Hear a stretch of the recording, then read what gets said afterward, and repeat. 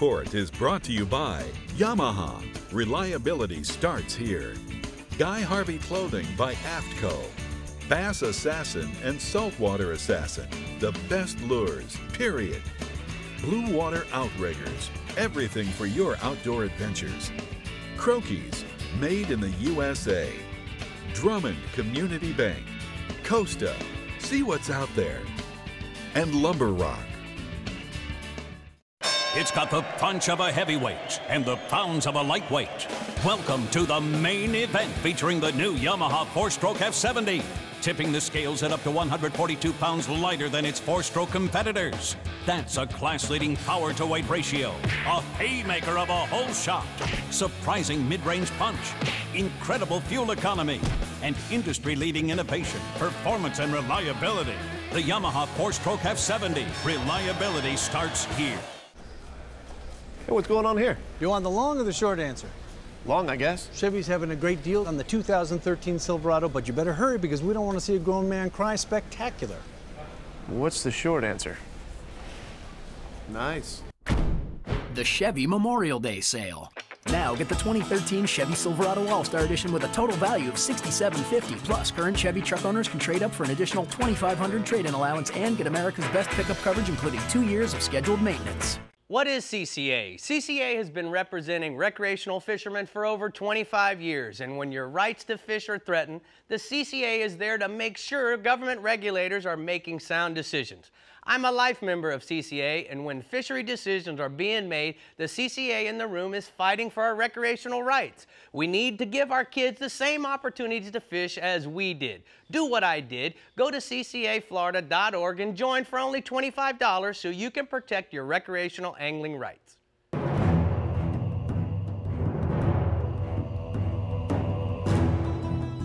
Continuing the revolution. Faster, drier, even better built. Designed around Yamaha's latest technology outboards. Still built by the same craftsmen and anglers who launched the Bay Boat Revolution. Whether chasing world records, or time on the water with the family, or anything in between, there's a new Pathfinder model for you. Pathfinder, #1 for a reason, still.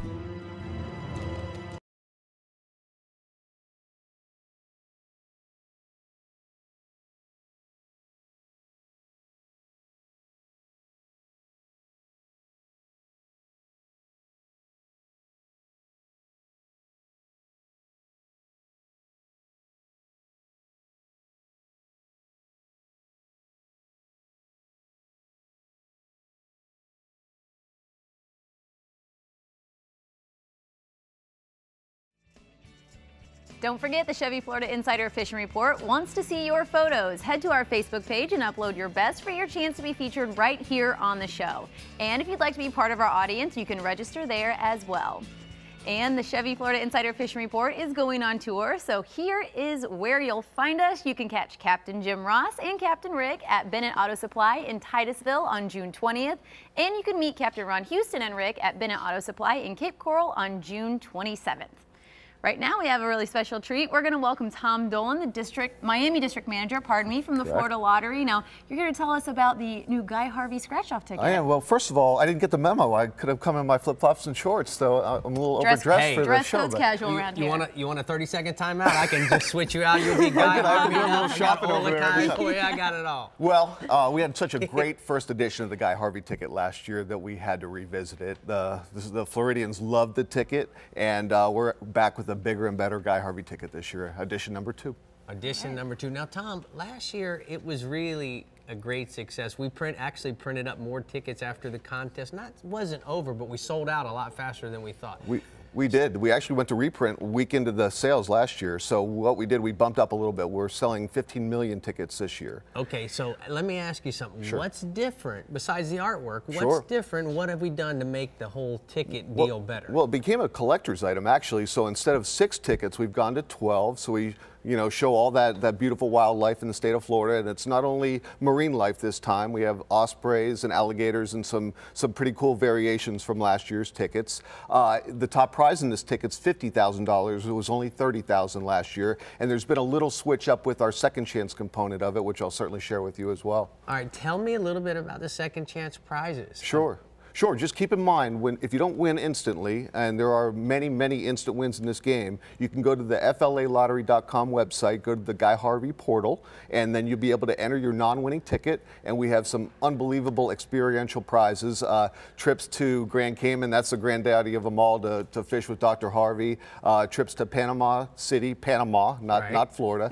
St. Pete, and down in my favorite part of the state, down in Isla Mirada, there's a trip down there as well. And some beautiful brushwork from Guy Harvey and some gift certificates to their website as well. All right, so the tickets are for sale. Where do we find them? In any retailer in Florida, from Key West all the way up to Pensacola Bay. So, and if you don't find them down here in South Florida, I want to know about it because I want them at every store. All right, now I want the inside skinny. Is there anything we can do to maybe increase those odds? Well, you can buy more tickets. That's what I'm talking about right there. I tried this already. I couldn't get anything out of them. One last thing. Sure. We generated a lot of money, and the lottery's getting ready to break a record potentially with the sale of this ticket. We are. This could put us over the top. We're soon to, I hope, by the end of June, be the first time we've hit $5 billion in annual sales. Awesome. And this is going to go a long way. This ticket itself will generate $5.5 million for public education in the state of Florida. So besides being a beautiful ticket, I think it's the most beautiful ticket we've ever had. It's just a great ticket all around. Well, we're proud to be promoting it. Thanks, we're proud to be working with Laura. Guy Harvey in the lottery. And Tom, thank you so much for coming and explaining how it's all going to work. Thank you a bunch. It is beautiful. I know you've contributed a lot of that $5 billion. Yeah, that'll contribute out of your pocket. All right, guys. We're off to the Panhandle now, where Captain Pat Deneen is ready to tell us about bait up north. Hey, Pat. Hey, Lauren. Hey, Rick. Basically, Gulf side baits of choice are hardtails, cigar minnows, herrings, red fins. The best time to catch them is going to be in the morning, just outside the passes on an incoming tide. Look for them around the jetties and around the buoys. Use a sabiki rig and also have a D-hooker handy so that you can drop those baits straight off the hook into the well without touching them. That goes a long way for keeping them healthy. The hardtails are also along the second sandbar, either troll a straw rig or a small jig. And then inside the bay, live shrimp, pilchards, and menhadens are the three primary baits. You're going to have to buy your live shrimp at the bait shop. We just don't really cast net and catch them up here or dip net them. But you can use a cast net and catch your own minnows. Over in Panama City and east, there's plenty of bait inside the bays and around the grasses, flats, and on the points. And the menhadens are definitely around St. Vincent Island and around West Pass. Destin and West, the pilchards and menhadens haven't really showed up in big numbers yet. Most of the baits we're finding are the small guys, kind of barely usable, but they're starting to grow up so that you can catch them a little bit. So with that being said, use a cast net with a proper mesh size. You want to make sure that your mesh doesn't gill your baits. You want to catch your baits, not gill them into the net. And finally, if you just want to buy your live baits, Jughead's Bait in Destin, there's a bait service in Panama City and in Pensacola. They station right outside the passes every morning, selling live cigar minnows, live herrings, live hardtails. That's a great way to go to make it happen real quick. And finally, Boss Baits in Destin. Jeff is servicing all the docks and the boats, providing fresh frozen baits on demand. So if you want bait, they're definitely up here. All right, well, I'm on demand, so I demand that you tell me about the inshore fishing, dude. Well, here it comes, Rick. Redfish, and they're hot on the docks and on the grass flats. I spoke with James Posey over in Panama City. He's a young, real avid fisherman. He's been fishing the East Bay and West Bay, finding nice schools of redfish every afternoon. And the schools are really good size for this time of year, 20 to 30 fish. He's been catching them with live bait spoons and topwater lures.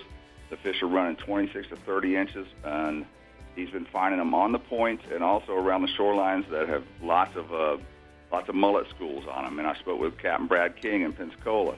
He reports similar action in Santa Rosa Sound around the residential docks, but he also says that there's a really good bite of bull redfish going on inside the pass using a Carolina rig and a butterfly menhaden. And then there's a really nice photo of Lily Kemper in Navarre. She was fishing with her dad. And that's a nice, beautiful trout she caught, and those big spawning trout are up on the flats right now. Man, I don't know who's smiling more, her or the trout. I think she might be. All right, let's go offshore, Patar. Offshore, Rick, the offshore scene's heating up really big. In fact, so good that the party boat Swoop is getting in on the action. They released a white marlin this past week on a bottom trip out by the edge. But the best bite's been going on further offshore from the canyon westward out to the deep water rigs. There's been some bluefin tunas around the double nipple, wahoo and dolphin around the weed lines and color changes, and yellowfin and blackfin around the rigs. The best bite or the best catches have been coming on the overnight trips, basically open water trolling during the day, live baiting or trolling around the rigs right at sunset or first thing in the morning, and sword fishing in the middle of the night, and then trolling on the way home. And that's exactly what Captain Allen Staples did on the Windsong. They had a great catch this past week. Following that same float plan, they loaded the boxes wahoos, yellowfins, dolphins, and released a bluefin. And then Captain Jason Woodham on the trust fund, he did the same thing and managed to release 2 nice blue marlins. So the offshore scene is definitely kicking in. But what's a good thing is the amberjacks. Let's just say your offshore trip doesn't go so great. The backup plan on the way home is to fish for the amberjacks on the deep water metal wrecks. We've been catching them shallow by chumming or teasing them up to the surface on the shallow wrecks and catch them on the fly rod. But if you want to target the bigger jacks, load up the well with 8 to 10 inch blue runners, fish places like the Ozark, the Oriskany, the Empire Mica, basically all the deep water metal wrecks, and then also the rigs off of southwest of Pensacola, 250 to 350 foot of water. They're loaded up with jacks, and they respond really, really well with a diamond jig or a butterfly style jig. And there's a nice photo of Rick House from Idaho. He's got a 50-pound amberjack. He caught it this past week. He says it's the biggest fish he's ever caught. And it was basically like hooking your hook to the Volkswagen, dropping it off the Empire State Building, and holding on. All right, great job, Pat Tar from the Panhandle region. I'm going to go ahead and get to the blue water outrigger hotspots from the Panhandle. Cool picture, huh, Lauren? I got to say, inshore, bull redfish, red snappers, and gag groupers in Pensacola Pass use a Carolina rig baited with a butterflied menhaden. And then offshore, blue water pelagics by trolling ballyhoos and lures way offshore. The double nipple and the independent hub has been a good place to start. Alrighty, on now to the Captain Harry's Fishing Supply Southeast region, where we find Captain Jimbo Thomas. Jimbo, we hear bait is great in the Southeast. Hey, you better make it a good one, Jimbo. Captain Harry's in the house tonight. He's listening. All right. Well, I'm holding down the fort, I guess. You know, one of the reasons we have such good fishing here in the Southeast region is because of the great abundance of bait that we have to feed all these big fish that we catch. All you need is a couple pack of sabiki rigs, a block of chum or a cast net, and that's all you need to fill that live well full of bait. Or you can take the easy route and break out the cash and buy bait from one of the many live bait boats that work around any of the inlets throughout the region. There's lots of popular bait spots to catch the bait throughout the region. Blue Heron Bridge in Lake Worth, any of the fishing piers along the coast, around any of the inlets, navigation markers, buoys, as well as the numerous bait patches. You know, we've all got our favorite places to go, and throughout the region, everybody knows where to go.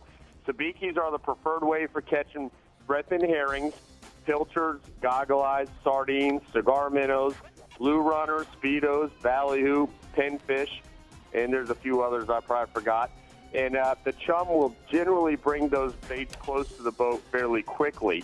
Now, you want to work that sabiki rig up and down in a slow motion, and most of the bait fish, especially the herrings and sardines, they're going to grab that bait on the sabiki rig on the drop, and then they're going to start to swim up. So if your line goes slack, start reeling. Otherwise, they'll tangle up that sabiki rig. You'll have to untangle it, put a new one on, and Court from Captain Harry's is going to love that because he's going to sell you a lot of sabiki rigs. Now, hook and line caught baits, they're preferred over cast net baits because they'll live longer and they definitely stay in better shape.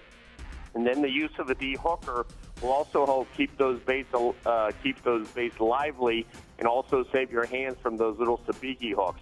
Now, generally, the only time that we break out the cast net is when we find a big school of pilchards or mullet, or for some reason the baits are not biting the sabikis. I like to use R&R tackle PG7 sabikis, and I found that these rigs work great for all of our bait fishing needs.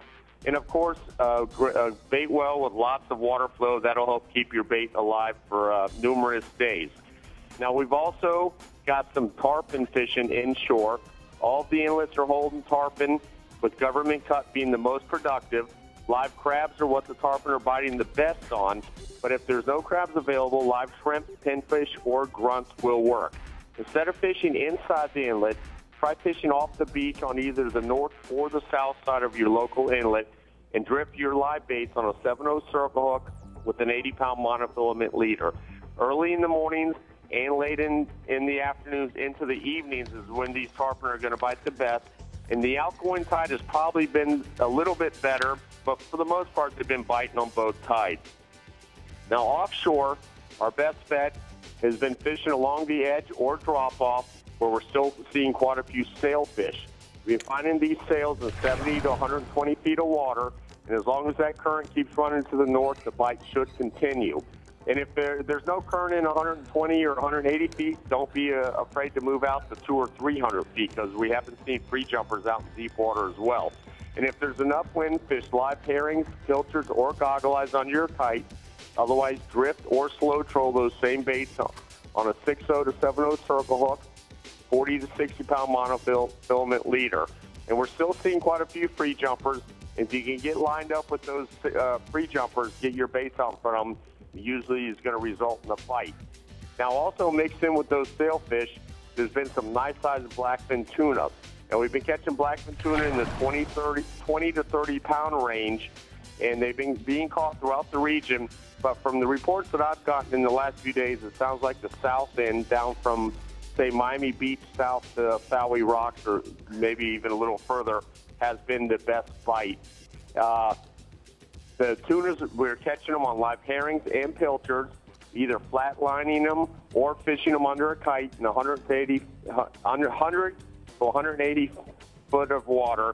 And if you can find enough pilchards to live chum, it'll definitely help with the tunas, and it also get those sails going as well. We've been getting bites throughout the day, but late in the afternoon and just before dark is when these tunas are going to bite the best. And now, since tunas are generally a little leader shy, we've been going with the 30 to 50-pound 3/0 to 5/0 circle hook and a 40 to 50-pound fluorocarbon leader. We're fishing with 20-pound tackle, and it's hard to beat some good, fresh blackfin tuna sushi. Now, I want you guys to all remember we got this dolphin tournament coming up. It's the Kiwanis Dolphin Days tournament. It's taking place on June 15th. They have a first place of $7,500, and the tournament pays the 10th place. And for more info, go to www.dolphindays.org. Good luck, everybody. All right, thanks, Jimbo. Great report from the Captain Harry's Fishing Supply region. We're going to go ahead and take a look at the hot spots from the southeast region. Inshore, drift live crabs in and around your favorite inlet and the evening tarpon bite. And then offshore, kite fish in 100 to 180 feet of water late in the afternoon for a mixed bag of blackfin tuna, sailfish, and kingfish, Lauren. Good job, guys. The boss man looks happy back there. Yeah, he's happy. Happy face on. Good job, Jimbo. Happy. All right, we need to remind you guys the Chevy Florida Insider Fishing Report is taking the show on the road. We'll be doing our annual Take a Kid Fishing Show from the IGFA Fishing Hall of Fame and Museum in Dania Beach on June 19th. And coming up, we're going to talk to Captain Mike Holliday in the East region and check out some new products with Captain Harry at the workbench. Stay with us. The Chevy Florida Insider Fishing Report is brought to you by CCA, the voice of recreational anglers for over 25 years. The Florida Keys and Key West. Come as you are. Hookup Lures, premium lures for serious anglers. La Jolla Resort, a place for family and fishermen. And Maverick Boat Company, makers of premium brand boats. Maverick, Hughes, Pathfinder, and Cobia. What do you ladies do when you need your vehicles repaired? We used to call Harold, but now we have an even better way to find the best repairs in Florida. Visit BennettAuto.com and click on the Certified Service Centers link to find the one nearest to you. It's hard to find a good mechanic that you can trust, but not anymore. Just go to BennettAuto.com, click on Certified Service Centers, and you can find the best mechanic with the best parts in Florida. Everyone can get great parts and service from someone you can trust. Now that's something to cheer about. The Johnsons, right? Yeah. Which house is yours? The one with the Silverado up front. So, what do you do? Well, Nice. And Bingo was his name.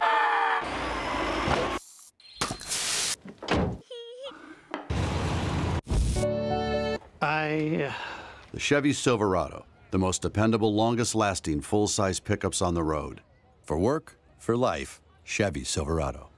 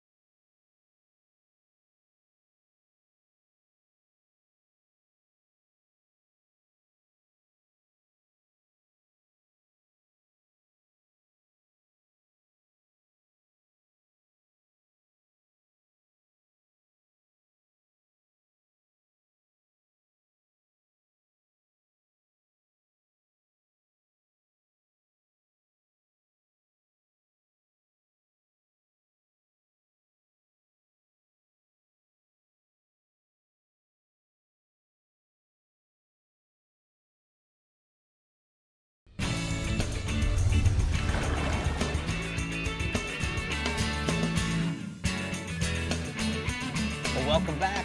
In the Jägermeister workbench, we are talking about new products, Harry, so where do you want to start? Let's start with these new Williamson pliers. These things are pretty cool. It's got, what's great about something like this, you know, you've got your normal short pliers. It's like a needle nose plier with a cutter. It's got the safety latch right here to keep it latched up all the time so it's not opened up and everything. This thing's pretty neat. I mean, it's if you hold up to a light, a lot of people don't realize this, and you'll see if the cutter actually cuts. Right. You know, if there's a gap there, that's not a good cutter. Right. So I see it. if you hold it up in a light and you don't see any light through there, I mean, you got a really good cutter there. Also, so I these things see are nice. that Williamson now has come out, you know, Martini is one of the companies that makes all the Rapala knives. So it makes sense for Williamson, is owned by Rapala, so to have the same thing. One of the brands. Yeah, right. And then knives, obviously, there's different styles that we have on these knives. I like a knife with a little bit of a backbone on it. So you can get a good long knife like this, which is great for skinning fish and filleting, but have a good backbone on that baby, and it works out really good. The other thing that when we were over in Finland, we watched them tank test these Rapalas. 55,000 Rapalas a day they make and are tank tested. So when we were in Estonia, this is the new scatter wrap. And this is the minnow. They make a scatter wrap shad. And what the scatter wrap series is this lip, Harry. Right. Now, if you'll zoom out a little bit, I want to show you what this bait does. What ends up happening is this bait's swimming away like this, and it's going towards you just like this, and then all of a sudden it jumps over here. And then all of a sudden it jumps back over here without twitching it. It's just a straight reel. The thing that's so impressive is it's idiot proof. So even a dummy like me can go out and catch a bass, a snook, and as you can tell, it comes with all the different colors that you can get. This is the perch color, but it comes also in a shad and a scatter fat wrap like a crankbait. And now they tank test every single one of those? 55,000. You walk in this big warehouse and there's women in there and they're tank testing everything. It's the craziest thing you've ever seen. Incredible. All right, so what about these shorts? AFCOs. You can't go wrong with the AFCO shorts. I've had AFCO shorts since they started with their AFCO shorts.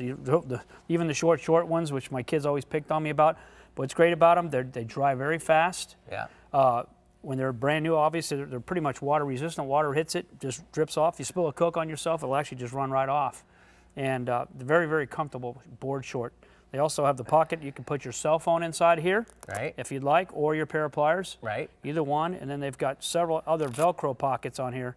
You can put your wallet, keys, whatever else in there. And these things hold up forever. Exactly. They make them too good, pretty much. And then they have side pockets. I mean, actually, look, these are some that a different color, obviously. They got the Guy Harvey artwork on them and everything, but not a lot of board shorts, Harry, have pockets. And that's what I mean, actually a working pocket, but forget about the Velcro. Deep pockets, so you're not losing your stuff. So well, I don't really know anything about deep pockets. That's your division. Yeah, okay, I'll take it. Now, we're a couple weeks away from Father's Day. Oh, yeah. And Reactor, as you know, what a great gift. They make an array of sports watches, Harry. And I got to tell you, this is my personal watch. It's the Oxide. And what I like about it is it's ceramic, but they're calling it the unisex sports watch. Right. I mean, because actually Lauren has this same watch in chrome in the white ceramic. Right. And I know that she uses it for keeping time, not really official time, but Tony's lap times. Right. Which is really cool that you can do that, you know? Yeah, the ceramics are all scratch proof too, yeah. Which is really, I mean, that's pretty intense. So it's a great product to think about, Mama, if you want to get Dad a nice gift. And, you know, obviously we're going to talk about some other ones on Father's Day. There you go. Harry, thanks for coming in. Great to be here, as usual. We'll see you. All right, Lauren. Well, this Reactor is telling me it's time to move on, so where are we going? It sure is, and it's nice for the girls, too. I do like the all-white ceramic. It's a little bit girlier. I think it's really cute. Guys, right now it's time to head to the east with Captain Mike Holliday. Captain Mike, let's talk bait. Yeah, you know, Lauren, in my area, pilchards, redfins, Spanish sardines, cigar minnows, blue runners, goggle eyes, those are the main offshore baits, and then pinfish, pigfish, and sand perch are the main inshore baits, although we'll use some of the offshore stuff on the inside. We'll start seeing the threadfins and sardines and pilchards on the beach any day now. Some are starting to show up, but they're not really thick. Those southeast winds that we get, those will really start bringing them in. You can sabiki them, you can cast net them. You'll also find a lot of bait species around the Lake Worth and Juno Beach piers, the church rubble, bull shark barge, the number 10 and the number 14 buoys off St. Lucie County. And for sabiki rigs, a size 6 or a size 8 is what we use the most. Fluorocarbon if you're fishing the sardines and the water's really clear. And then the larger ones for the goggle eyes and the blue runners. For the pigfish, pinfish, and sand perch, you can catch them in traps, bait them up with squid or crab, or you can anchor up on the flats and put out a chum bag and catch them using small pieces of shrimp or squid on a number 8 Aberdeen hook. In the Indian and St. Lucie rivers, you'll also find Atlantic menhaden. And we sort of have a nickname for them. We call them bunker or pogies. And like mullets, they're herbivores. They don't eat sabiki rigs, so you got to catch them with a cast net. Biggest keys for all the bait fish is to minimize how much you handle the bait. Net them out of the live well one at a time, and don't overcrowd the live well. It's one of the biggest mistakes. If you see your baits on the surface gasping, you know you have too many baits in the live well and either have to remove some of the baits or add some more water or oxygen to the live well. And that all being said, you know, snook season closes June 1st, this Saturday. So you still got a couple days left to catch a legal fish for the table. But at the same time, you know, you can target fish the rest of the week for catch and release. The fish will move into the inlet on that full moon coming up in June. So the main concentration of fish is within a mile or two of the inlets right now, staging for the summer spawn. They're focused on mullet, top water plugs thrown up against the seawalls at dawn and dusk, a live mullet during the daytime. That'll get your biggest fish of the year. The seawalls north of Blue Heron Bridge in Palm Beach and just west of the A1A Bridge in Jupiter and the Loxahatchee River, that has a lot of fish on them right now, as do the seawalls in Sewell's Point and the Manatee Pocket in Stewart. And then up in Fort Pierce, the flat near the mouth of Taylor Creek's just got some tremendous fish on it right now, particularly at dawn. And at night, you can target the fish around the bridges and in the inlets. Threadfins or pilchards are good bait. You can throw chartreuse flare hawks or a 5-inch fast assessment swim bait in those mullet colors on those windy nights. Average right now, 6 to 15 pounds. Bigger fish are starting to get in the mix. All right, what else we're going to talk about, Mike? Let's go offshore, bud. Well, you know, the same time the bonitas show up, the blackfin tuna arrive. We're just covered up in bonita right now, particularly off Palm Beach County. And from Boynton Inlet north to Jupiter Inlet, the blackfin tuna are in the mix. And there, you know, there's a lot of small fish, particularly off Jupiter and also off Push Button Hill off Hope Town. But there are some big fish in the mix. The most consistent fishing is from Boynton Beach north to the Lake Worth Pier, 220 to 300 feet of water. And then there's also a good afternoon bite in the areas just north of the Juno Pier, but you have to wade through a lot of bonitas to get to the good fish. You can target the blackfins, trolling naked ballyhoo or you can pull pink, silver, or red and black Japanese feathers. Probably the most consistent way to catch these fish. Load your live wells with juvenile pilchards, run out to 250 feet of water, shut down and drift. Live chum, put out a couple of rods. I like 20-pound tackle for them, 30-pound fluorocarbon leader, and a 2.0 VMC circle hook for a live pilchard. Use one of the bigger pilchards so you get the bigger blackfin. Average blackfin tuna is 6 to 12 pounds, but a lot of the fish off point they're catching right now are over 30 pounds. And also, blue water trollers are finding a good mixed bag of dolphin and sailfish along the ledges and drop-offs from 120 to 220 feet of water all the way through my region right now. Look for the rips, the edges, and the color changes. That seems to be what's holding the fish right now. The currents push those baits in, the bait in the area up to the surface. And as always, keep an eye out for the diving birds and for turtles. You control these areas with ballyhoo or rigged mullet. Live bait seems to be working a little bit better, either slow trolled or drifted. The current was smoking north last week, and that's kind of backed off a bit, which makes drifting a lot more effective. Grab some sardines or pilchards, cigar minnows, threadfins, run out to that first good color change or rip, shut down, put out some baits on 30-pound tackle with a 60-pound leader and a 6.0 VMC. I like a Shaughnessy hook if I'm messing with dolphins. The sails of color coming in multiples, dolphins and singles of pairs, and some real nice dolphin up around 30 pounds right now.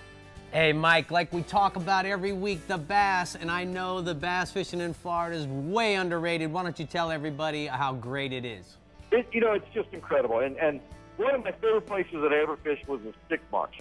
And the Stick Marsh and Garcia Reservoir in Spellsmere are really starting to make a comeback after the hurricanes in 2004 wiped out most of their grass. On the Stick Marsh and Farm 13 Reservoir, the south end's been producing just some great catches of bass to 8 pounds right now for anglers fishing around the stick up with logger toads or dye dappers in that watermelon red glitter color, or also fishing live shiners around those floating logs. Now, there's also been a decent spinnerbait and lipless crankbait bite around the patches of eelgrass on that south end. And then up in the Garcia Reservoir, which is to the east, that's choked with grass, which makes it perfect for fishing those swimming frogs over the grass or throwing top water plugs or fat jobs into those potholes. Most of the bass are in the 1 to 2 pound range. There's a lot of 3, 4, 5 pound bass being caught right now. So the Stick Marsh and Garcia Reservoirs are back. They're coming on strong. And my reactor watch is a griffin. And I think it's not unisex, it's male. All right, Mike, thanks. Great report. We're going to go ahead and get to the Bennett Auto Supply hotspots from the East Region. Captain Mike says inshore, tarpon in Fort Pierce Inlet at night, fish the outgoing tide with live mullet on 60-pound leader and a 7.0 VMC circle tournament circle hook. And then offshore, mutton snappers from Lake Worth Pier to the Loran Tower Ledge. Live pilchard, sardines, cigar minnows, and 70 to 90 feet of water. Long leaders are essential. Okay, stay with us, folks. When we return, we're taking a look at the La Jolla, Florida Keys with Captain Randy and the Northeast with Captain Russell. There's much more to come on the Chevy Florida Insider Fishing Report.